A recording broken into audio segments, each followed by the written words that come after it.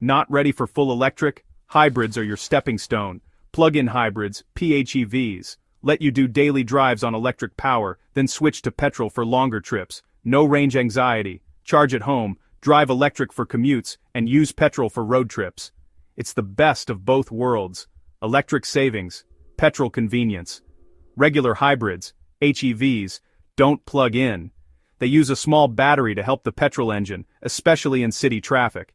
The system switches between petrol and electric automatically for better fuel economy. You drive it like any other car, just with fewer stops at the pump. Hybrids made electric driving familiar and easy. They're not zero emission, but they're a big step up from standard petrol cars. 10. The biggest benefit of electric cars: no tailpipe emissions, no CO2, no smog, cleaner air for everyone.